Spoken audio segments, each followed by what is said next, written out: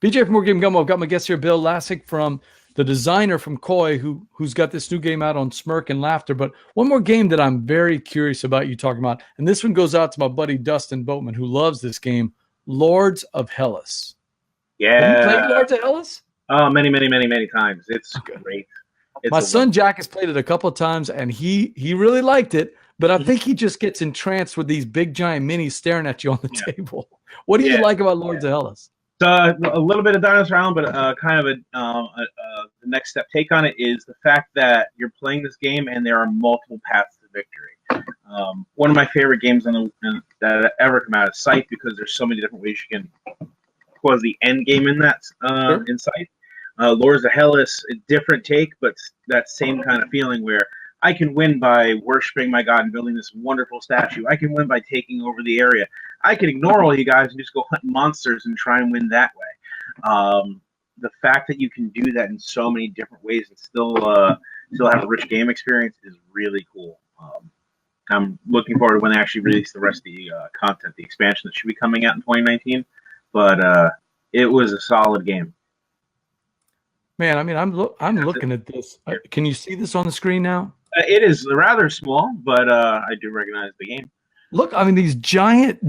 So the little tiny green minis on this picture that I just have off of BGG, those are your normal size minis that you'd find in any regular game. And look at these giant minis. Do they serve a purpose? The big giant plastic. The monsters. So you got a couple different ones. You got the monsters, which are larger than your standard mini. They are basically going to romp and stomp around the board. If you want to attack them, you have to get to their location. But if you're on the location and they roll an attack at one point during the game, you can take some damage. Your army can get eaten. It can go very poorly for you. And then the monuments, those are the huge ones that you're building. Basically, as you're building these monuments up throughout the game, what ends up happening is you can get bigger and bigger bonuses for your character. And if you ever complete a monument to one of the gods in the game, in the base game there's three, Zeus, Athena, and Hermes, then you basically create an endgame condition. You have to control that after 3 rounds. If you do, you win the game. So yeah, they actually have a functional purpose. The bigger it is, the better bonuses you get from it. And like I said, the monsters, they're basically huge targets, so they stand out on the board. The more I hear about this game, there's a writer, Dan Simmons. I don't know if you're familiar with Dan Simmons. He's a science fiction.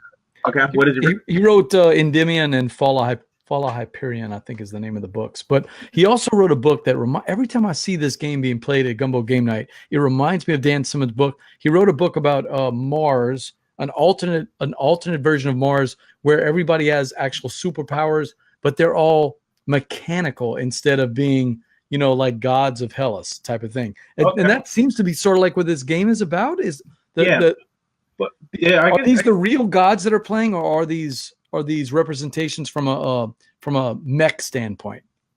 Well, so it's basically if Greece had a sci-fi overlay.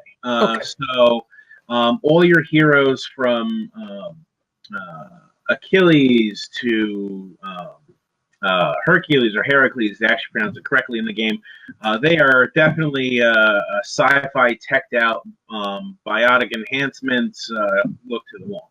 So they don't really go into a storyline per se as much as saying this is just how everything is, and that is looking really cool. So, Minotaurs with cybernetic enhancements, stuff like that. So, whatever the backstory is, I have no idea. It's definitely dudes on a map, but it's really pretty dudes on a map with a sci-fi overlay, which kind of gets me every time.